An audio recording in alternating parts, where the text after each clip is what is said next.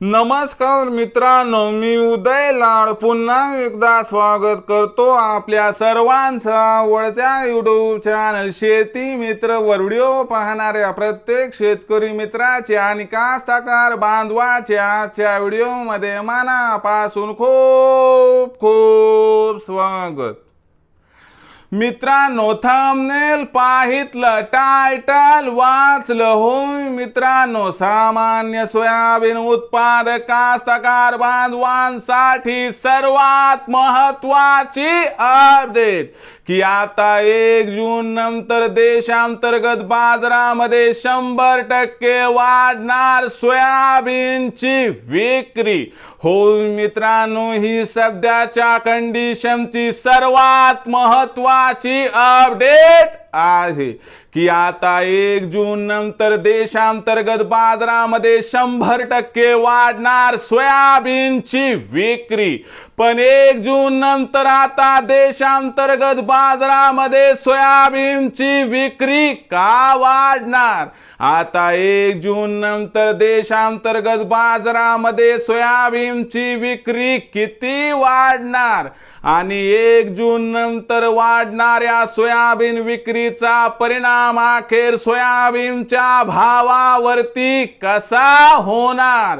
या प्रश्नाचं अचूक उत्तर जाणून घेण्यासाठी आपण सर्वांनी हा व्हिडिओ आता सुरुवातीपासून शेवटपर्यंत पाहावा।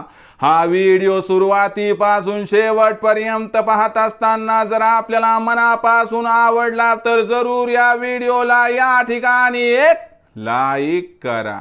जास्तीत जास्त कास्तकार बांधवांपर्यंत हा व्हिडिओ पाठविण्यासाठी या व्हिडिओला या ठिकाणी जरूर शेअर करा।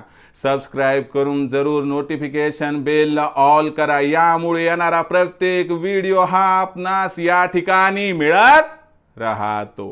तर बघा मित्रांनो, सामान्य सोयाबीन उत्पादक कास्तकार बांधवांसाठी सर्वात महत्त्वाची अपडेट की आता 1 जून नंतर देशांतर्गत बाजारामध्ये 100% वाढणार सोयाबीनची विक्री।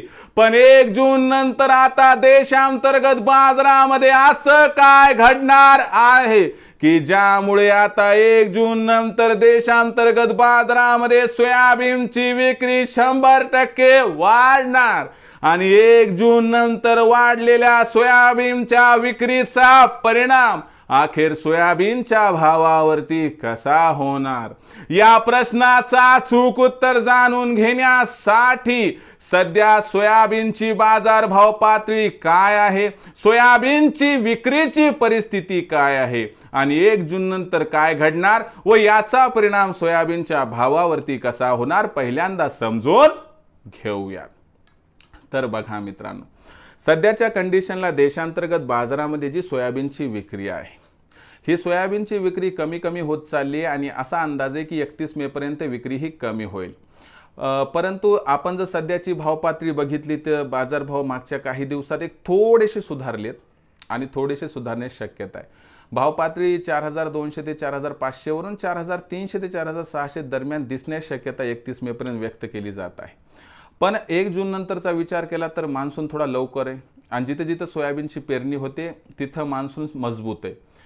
यामुळे काय की खत बियाणांच्या खरेदीसाठी पैशाची आवश्यकता आहे, म्हणून आपल्याकडे जे काही सोयाबीन दरवर्षी आपण शिल्लक ठेवतो त्याच धर्तीवरती सोयाबीन शिल्लक आहे आणि हे सोयाबीन आता विक्रीसाठी 1 जून नंतर बाजारात येईल आणि बाजारात 1 जून नंतर सोयाबीनची विक्री यामुळे 100% वाढणार।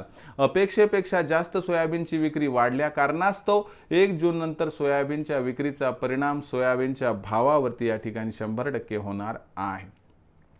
या परिणामामुळे सोयाबीनचा जो बाजारभाव असणार आहे तो आपल्याला 1 जून नंतर घसरताना दिसेल आणि 1 ते 15 जूनच्या दरम्यान सोयाबीनच्या भावात 100 रुपयाची घसरण होऊ शकते आणि भाव पातळी 4100 ते 4500च्या दरम्यान राहू शकते असं जाणकारांचं इथं मत आहे।